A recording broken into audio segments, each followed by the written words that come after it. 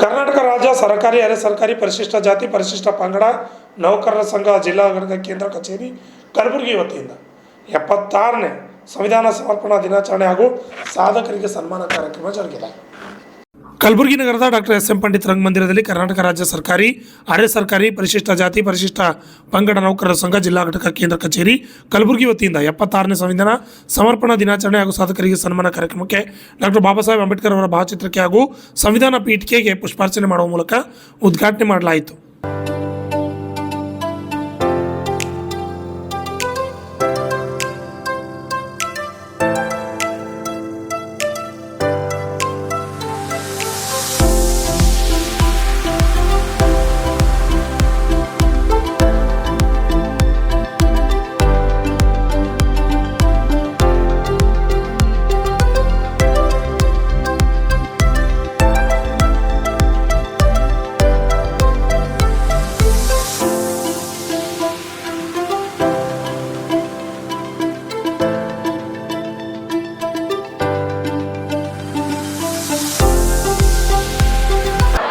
ಜನತೆಯಾದ ನಾವು ಭಾರತವನ್ನು ಸಾರ್ವಭೌಮ ಸಮಾಜವಾದಿ ಜಾತ್ಯತೀತ ಜನತಂತ್ರಾತ್ಮಕ ಗಣರಾಜ್ಯವನ್ನಾಗಿ ರೂಪಿಸುವುದಕ್ಕಾಗಿ ಭಾರತದ ಎಲ್ಲ ನಾಗರಿಕರಿಗೆ ಸಾಮಾಜಿಕ ಆರ್ಥಿಕ ರಾಜಕೀಯ ನ್ಯಾಯ ವಿಚಾರ ಅಭಿವ್ಯಕ್ತಿ ನಂಬಿಕೆ ಧರ್ಮ ಮತ್ತು ಉಪಾಸನೆಯ ಸ್ವಾತಂತ್ರ್ಯ ವ್ಯಕ್ತಿ ಗೌರವ ದೇಶದ ಏಕತೆ ಮತ್ತು ಸಮಗ್ರತೆಗಾಗಿ ಎಲ್ಲರಲ್ಲಿ ಭ್ರಾತೃತ್ವ ಭಾವನೆ ಮೂಡಿಸುವ ದೃಢ ಸಂಕಲ್ಪ ಮಾಡಿ ನಮ್ಮ ಸಂವಿಧಾನ ಸಭೆಯಲ್ಲಿ 1940 ದಿನದಂದು ಈ ಸಂವಿಧಾನವನ್ನು ನಮಗೆ ನಾವೇ ಅರ್ಪಿಸಿಕೊಂಡು ಅಂಗೀಕರಿಸಿ ಶಾಸನವಾಗಿ ವಿಧಿಸಿಕೊಂಡಿದ್ದೇವೆ. ಜೈ ಭೀಮ್, ಜೈ ಸಂವಿಧಾನ. Thank you. ಈ ಕಾರ್ಯಕ್ರಮ ಕುರಿತು ಮಹೇಶ್ ಹುಬ್ಳಿ ಹಾಗೂ ಎಸ್ ರುದ್ರವಾಡಿ ಮಾತನಾಡಿದರು. ನಮ್ಮ ಬುದ್ಧಾಯ ಕರ್ನಾಟಕ ರಾಜ್ಯ ಸರ್ಕಾರಿ ಅರೆ ಸರ್ಕಾರಿ ಪರಿಶಿಷ್ಟ ಜಾತಿ ಪರಿಶಿಷ್ಟ ಪಂಗಡ ನೌಕರ ಸಂಘ ಕೇಂದ್ರ ಕಚೇರಿ ಕಲಬುರಗಿ ವತಿಯಿಂದ ಸಾಧಕರಿಗೆ ಸನ್ಮಾನ ಮತ್ತು ಸಂವಿಧಾನ ಜಾರಿ ಬಂದಂಥ ಹಿಂದಿನ ದಿನ ಸಂವಿಧಾನ ಸಮರ್ಪಣೆ ಕಾರ್ಯಕ್ರಮವನ್ನು ನಮ್ಮ ಎಲ್ಲ ಸಂಘದ ಪದಾಧಿಕಾರಿಗಳು ಮತ್ತು ಸದಸ್ಯರು ಸೇರಿ ಇವತ್ತು ಕಾರ್ಯಕ್ರಮ ಆಯೋಜನೆ ಮಾಡಿದೆವು. ಈ ಕಾರ್ಯಕ್ರಮ ಯಾಕೆ ಆಯೋಜನೆ ಮಾಡಿದೆವು ಅಂದ್ರೆ ನಮ್ಮ ಸಮಾಜದಲ್ಲಿ ಸಂವಿಧಾನ ಬಗ್ಗೆ ಅರಿವು ಮೂಡಿಸೋದು, ಜಾಗೃತಿ ಮೂಡಿಸೋದು ಮತ್ತು ಸಂವಿಧಾನದ ಬಗ್ಗೆ ಕೆಲವರು ಇಲ್ಲ ಸಲ್ಲದ ಮಾತಾಡ್ಲತ್ತಾರಲ್ಲ ಅವರಿಗೆ ಉತ್ತರ ಕೊಡ್ಲಿಕ್ಕೆ ಜನರಿಗೆ ಯಾವ ರೀತಿ ಜಾಗೃತಿಗೊಳಿಸಬೇಕು, ಅವರಿಗೆ ಏನಪ್ಪ ಅಂದರೆ ಯಾವ ರೀತಿ ಶಕ್ತಿ ನೀಡಬೇಕು ಅನ್ನೋ ದೃಷ್ಟಿಯಿಂದ ವೈಚಾರಿಕವಾಗಿ ಮಾನಸಿಕವಾಗಿ ಅವರಿಗೆ ರೆಡಿ ಮಾಡ್ತಾಯಿದ್ದೀವಿ. ಆಮೇಲೆ ಎಲ್ಲ ಹಾಸ್ಟೆಲ್ಗಳಲ್ಲಿ ವಿದ್ಯಾರ್ಥಿನಿಯರಿಗೆ, ಯಾಕಂದರೆ ಮುಂದಿನ ಭವಿಷ್ಯ ಅಂದರೆ ವಿದ್ಯಾರ್ಥಿನಿಯರು ಮತ್ತು ವಿದ್ಯಾರ್ಥಿಗಳು, ಅದಕ್ಕೆ ಎಲ್ಲ ಹಾಸ್ಟೆಲ್ಗಳಿಗೆ ಹೋಗಿ ಸಂವಿಧಾನದ ಬಗ್ಗೆ, ಬಾಬಾ ಸಾಹೇಬರ ಬಗ್ಗೆ ಮತ್ತು ಬುದ್ಧರ ಬಗ್ಗೆ ಪ್ರಸಾರ ಮಾಡಿ ಅವರ ಸಿದ್ಧಾಂತಗಳನ್ನು, ಅವರ ಚಳವಳಿಗಳನ್ನು, ಅವರ ಏನಪ್ಪ ಪ್ರತಿಯೊಂದು ಹೋರಾಟಗಳನ್ನು ತಿಳಿಸೇಳಿ ಜಾಗೃತಿ ಮೂಡಿಸಿ ಕ್ವಿಜ್ ಕಾಂಪಿಟೇಷನ್ನ, ಭಾಷಣ ಸ್ಪರ್ಧೆ, ಹಾಡುಗಳು ಮತ್ತು ಅದರ ಜೊತೆಗೆ ಆಸುಭಾಷಣ ಎಲ್ಲವನ್ನು ಸ್ಪರ್ಧೆಗಳನ್ನು ಆಯೋಜಿಸಿ ಅವರಿಗೇನಪ್ಪ ಅಂದ್ರೆ 101 ವಿದ್ಯಾರ್ಥಿನಿಯರಿಗೆ ಪ್ರಶಸ್ತಿ ಮತ್ತು ಗೌರವ ಸನ್ಮಾನ ಮಾಡ್ತಾಯಿದ್ದೇವೆ. ಅದೇ ರೀತಿ ನಮ್ಮ ಸಂಘದ ಹಲವಾರು ಪದಾಧಿಕಾರಿಗಳು ವಿವಿಧ ಕ್ಷೇತ್ರಗಳಲ್ಲಿ ಸಂಘದಿಂದ, ಸಂಸ್ಥೆಗಳಿಂದ, ಸಂಘಟನೆ ಕಡೆಯಿಂದ ಮತ್ತು ವಿವಿಧ ಮಟ್ಟದ ರಾಜ್ಯ ಮಟ್ಟದ ಪ್ರಶಸ್ತಿ, ಜಿಲ್ಲಾ ಮಟ್ಟದ ಪ್ರಶಸ್ತಿ ಮತ್ತು ತಾಲೂಕು ಮಟ್ಟದ ಪ್ರಶಸ್ತಿ ಸರ್ಕಾರದಿಂದ ಪಡೆದಂಥ ಎಲ್ಲ ನೌಕರರ ಬಾಂಧವರಿಗೆ ಗೌರವ ಸನ್ಮಾನ ಮಾಡಿ ಅವರಿಗೆ ಹುರಿದುಂಬಿಸುವಂಥ ಕೆಲಸನೂ ಮಾಡ್ತಾಯಿದ್ದೇವೆ. ಈ ಸಂಘ 1984ರಲ್ಲಿ ಹುಟ್ಟಿದ್ದು 1989ರಲ್ಲಿ ನೋಂದಣಿಯಾಗಿದೆ, ರಿಜಿಸ್ಟ್ರೇಷನ್ ಆಗಿದೆ. ಅಲ್ಲಿಂದ ಇಲ್ಲಿಯವರೆಗೂ 37 ವರ್ಷ ಆಯಿತು. ಸಂಘ ಇಡೀ ಕರ್ನಾಟಕ ರಾಜ್ಯದಂಥ ಎಲ್ಲ ಕಡೆ ಕೆಲಸ ಮಾಡ್ತಾಯಿದೆ. ಆದರೆ ನಾವು 2022ರಾಗ ಅಧ್ಯಕ್ಷ ಆದ ನಂತರ ಟೋಟಲಿ ಎಲ್ಲ ಜಿಲ್ಲೆಗಳನ್ನು, ಎಲ್ಲ ತಾಲೂಕು ಕೇಂದ್ರಗಳನ್ನು ರಚನೆ ಮಾಡಿದೆವು. ಈ ಸಂಘದ ಅಡಿಯಲ್ಲಿ ಎಲ್ಲ ಸರ್ಕಾರಿ ಅರೆ ಸರ್ಕಾರಿ ಅಂದರೆ 84 ಇಲಾಖೆಯ ನೌಕರರ ಬಾಂಧವರನ್ನು ಸೇರಿಸಿ ರಾಜ್ಯದ ಮೂಲೆ ಮೂಲೆಗಳಿಗೆ ಇಲಾಖೆಗಳಿಗೆ ಹೋಗಿ ಅವರಿಗೆ ಜಾಗೃತಗೊಳಿಸಿ ಒಂದು ಮಾಡಿ ಒಗ್ಗಟ್ಟು ಮಾಡಿ ಸಂಘಟನೆಯನ್ನು ಬಲಿಷ್ಠ ಮಾಡ್ತಾ ಇದ್ದೇವೆ. ಈ ನಮ್ಮ ಸಂಘಕ್ಕೆ ಎಲ್ಲ ಇಲಾಖೆಯ ನೌಕರ ಬಾಂಧವರು ನನ್ನ ಜೊತೆ ಕೂಡಿ ಕೆಲಸ ಮಾಡ್ತಾಯಿದ್ದಾರೆ, ಪದಾಧಿಕಾರಿಯಾಗಿ ಸದಸ್ಯರಾಗಿ. ಅದಕ್ಕೆ ನಾನು ಇನ್ನೊಂದು ಹೆಮ್ಮೆಯ ವಿಷಯವಾಗಿ ಹೇಳ್ತೀನಂದ್ರೆ, ನಮಗೆಲ್ಲರೂ ಒಗ್ಗೂಡಿ ಕೆಲಸ ಮಾಡೋದ್ರಲ್ಲಿಂದ ನಮ್ಮಂಥ ಎಂಪ್ಲಾಯಿಗಳ ಮೇಲೆ ಕೆಲವೊಂದು ಅನ್ಯಾಯ, ಅತ್ಯಾಚಾರ, ದೌರ್ಜನ್ಯ, ದಬ್ಬಾಳಿಕೆಗಳು ಆಗ್ತಾವೆ. ಆ ಅನ್ಯಾಯ, ಅತ್ಯಾಚಾರ, ದಬ್ಬಾಳಿಕೆಗಳನ್ನು ಸರಿಪಡಿಸ್ಲಾಕ ನಮ್ಮ ಸಂಘದ ಪದಾಧಿಕಾರಿಗಳು, ಸಂಘದ ಎಲ್ಲ ಸದಸ್ಯರು ಸೇರಿ ಅವರಿಗೆ ನ್ಯಾಯ ದೊರಕಿಸಿಕೊಡುವಂಥ ಕೆಲಸನೂ ಮಾಡ್ತಾಯಿದ್ದೇವೆ. ಆಮೇಲೆ ಈಗ ಹಲವಾರು ವರ್ಷಗಳಿಂದ ಬ್ಯಾಕ್ಲಾಗ್ ಹುದ್ದೆಗಳು ನಿಲ್ಲಿಸಿ ಹೋಗ್ಯಾರ. ಆ ಬ್ಯಾಕ್ಲಾಗ್ ಹುದ್ದೆಗಳನ್ನು ತುಂಬುವುದ್ರ ಮುಖಾಂತರ ನಮಗೆ ನ್ಯಾಯ ದೊರಕಿಸ್ಕೊಡ್ರಿ ಅಂತ ಮಾನ್ಯ ಮುಖ್ಯಮಂತ್ರಿಗಳಿಗಾಗಲಿ, ಸಚಿವರಿಗಾಗಲಿ, ಶಾಸಕರಿಗಾಗಲಿ, ಅದೇ ರೀತಿ ಸರ್ಕಾರದ ಕಾರ್ಯದರ್ಶಿಗಳಾಗಲಿ ಮನವಿ ಮಾಡೋದು, ಅವರನ್ನು ಒತ್ತಾಯಿಸೋದು, ಅವರಿಗೇನಪ್ಪ ಎಚ್ಚರಗೊಳಿಸುವಂಥ ಕೆಲಸ ಕೂಡ ಸಂಘದ ನಿಟ್ಟಿನಲ್ಲಿ ಕೆಲಸ ಮಾಡ್ತಾಯಿದ್ದೇವೆ. ಅದೇ ರೀತಿ ಹಲವಾರು ದಿನಗಳಿಂದ ಏನಪ್ಪ ಅಂದ್ರೆ ಸಂಘದಿಂದ ಸಾರ್ವಜನಿಕರಿಗೂ ಕೂಡ ಸಂವಿಧಾನದ ಬಗ್ಗೆ, ಬಾಬಾ ಸಾಹೇಬ್ರ ಬಗ್ಗೆ, ಬುದ್ಧನ ಬಗ್ಗೆ ಜಾಗೃತಿ ಮೂಡಿಸುವಂಥ ಕೆಲಸನೂ ಮಾಡ್ತಾಯಿದ್ದೇವೆ. ಯಾಕಂದ್ರೆ ನಿರಂತರವಾಗಿ ಈಗಿನ ಜನ್ರೇಷನ್ ಬರೀ ಮೊಬೈಲ್ ಜನ್ರೇಷನ್ ಆಗ್ಯದ. ಹಿಂದಿನ ಕಾಲಾಗೆಲ್ಲ ವಿದ್ಯಾರ್ಥಿ ಯುವಕರು ಓದ್ತಿರು, ಬರೀತಿರು. ಈಗ ಹೆಚ್ಚಿಗೆ ಮೊಬೈಲ್ನಾಗಿರೋದ್ರಿಂದ ನಾವು ಮೊಬೈಲ್ನಾಗ ಹೆಚ್ಚಿಗೆ ಧ್ಯಾನ ಕೊಡೋದೇ ನಿಮ್ಮ ತಂದೆ ತಾಯಿ ಬರೆಸಿ ಶಾಣ್ಯರು ಮಾಡಬೇಕು, ವಿದ್ಯಾವಂತರು ಮಾಡಬೇಕಂತ ಇದ್ದಾರೆ.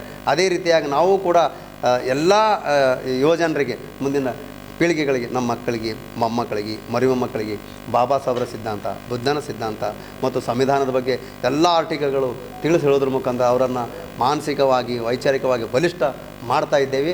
ಮಾಡ್ಕೊತ ಈ ಸಂಘಟನೆಯಿಂದ ಏನಪ್ಪ ಅಂದ್ರೆ ಮುಂದಾಗ್ತಾ ಇದ್ದಾರೆ. ಅದೇ ರೀತಿ ಈ ವರ್ಷದ ವಿಶೇಷತೆ ಅಂದ್ರೆ ನಮ್ಮ ಲೆಕ್ಚರರಾದ ಕಾಶಿನಾಥ ಮುಖರ್ಜಿ ಅವ್ರ ನೇತೃತ್ವನಾಗ ಏನಪ್ಪ ಅಂದ್ರೆ ಸಂವಿಧಾನದ ಒಂದು ಕಿರು ಹೊತ್ತಿಗೆಯನ್ನು ಇವತ್ತು ಬಿಡುಗಡೆ ಮಾಡಿದೆವು. ಯಾಕಂದರೆ ಸಂವಿಧಾನದ ಆರ್ಟಿಕಲ್ಗಳನ್ನು ಪ್ರತಿಯೊಬ್ಬರಿಗೆ ಪ್ರಸಾರ ಮಾಡಬೇಕಾದ್ರೆ ಅವರನ್ನು ಲಿಖಿತ ರೂಪದಲ್ಲಿ ಬೇಕು.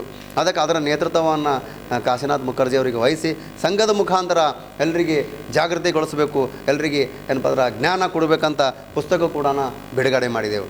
ಅದನ್ನು ಅವರಿಗೆ ಒಪ್ಪಿಸಿದ್ದೇವೆ. ಅವರು ಇವತ್ತು ಚಾಚು ತಪ್ಪದೆ ಮಾಡಿದ್ದಾರೆ. ಇದಕ್ಕೆಲ್ಲ ಸಂಘದ ಪದಾಧಿಕಾರಿಗಳು, ಸದಸ್ಯರು ಅವರಿಗೆ ಸಹಕಾರ ನೀಡಿದ್ದಾರೆ. ಅವರಿಗೂ ಕೂಡ ಈ ಸಂದರ್ಭದಲ್ಲಿ ನೆನೆಸಬೇಕೇ ಆಗ್ತದೆ. ಅದೇ ರೀತಿ ನಮ್ಮ ಸಂಘದ ಪದಾಧಿಕಾರಿಗಳು ಎಲ್ಲ ಕ್ಷೇತ್ರದಲ್ಲಿ ಏನೇ ಸಾಧನೆಗಳು ಮಾಡಿದ್ರು ಕೂಡ ಅವರಿಗೆ ಎಲ್ಲ ಹುರಿದುಂಬಿಸಿ ಅವರಿಗೆ ಗೌರವ ಸನ್ಮಾನ ಮಾಡ್ತಾಯಿದ್ದೇವೆ. ಹಿಂಗೆ ನಿರಂತರವಾಗಿ ಸಂಘದ ಕಾರ್ಯಚಟುವಟಿಕೆ ಸರ್ಕಾರ ಮಟ್ಟದಲ್ಲಿ, ಸಮುದಾಯದ ಮಟ್ಟದಲ್ಲಿ ಮತ್ತು ಸಾರ್ವಜನಿಕರ ಮಟ್ಟದಲ್ಲಿ ಕೆಲಸ ಮಾಡ್ತಾ ಬರ್ತಾ ಇದೆ. ಹೀಗಾಗಿ ಎಲ್ಲರಿಗೂ ಕೂಡ ಇದು ಅನುಕೂಲ ಆಗಲಿ, ಒಳ್ಳೆಯದಾಗಲಿ, ಕಲ್ಯಾಣ ಆಗಲಿ ಅನ್ನೋ ದೃಷ್ಟಿಯಿಂದ ಕೆಲಸ ಮಾಡ್ತಾ ಇವತ್ತು ಈ ಕಾರ್ಯಕ್ರಮ ಹಾಕಿದೆ.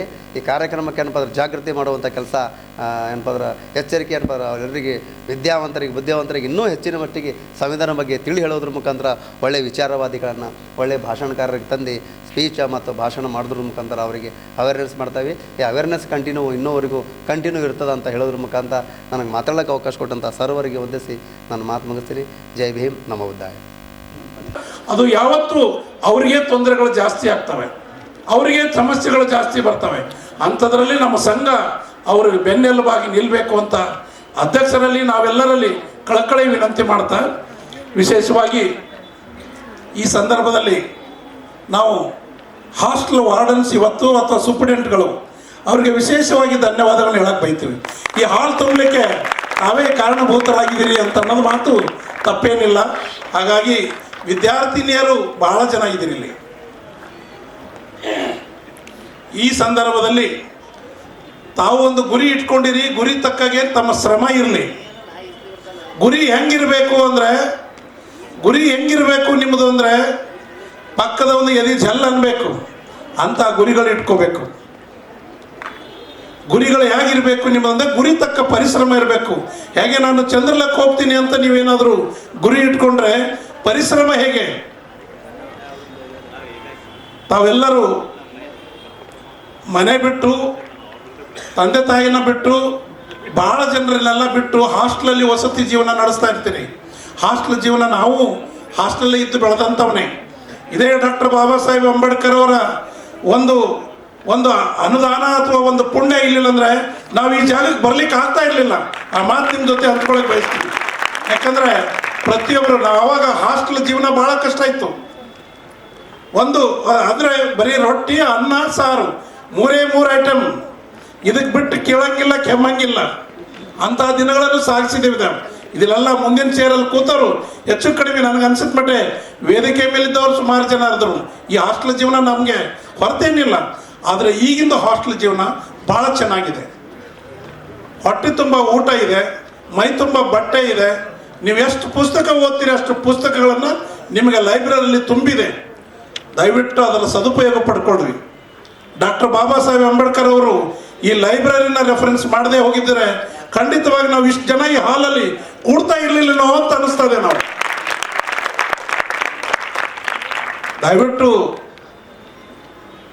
ತಾವು ಬರೀ ಓದೋದ್ರಲ್ಲಿ ಅಂತ ಅನ್ಕೋಬೇಡಿ, ಆಟ ಪಾಠದಲ್ಲಿ ಮೊನ್ನೆ ನೋಡ್ತಾ ಇದ್ದೀವಿ ಎಲ್ಲ ಸ್ಪೋರ್ಟ್ಸಲ್ಲಿ ಹಾಸ್ಟೆಲ್ ವಿದ್ಯಾರ್ಥಿನಿ ನಂಬರ್ 1 ಅಂತಾರೆ.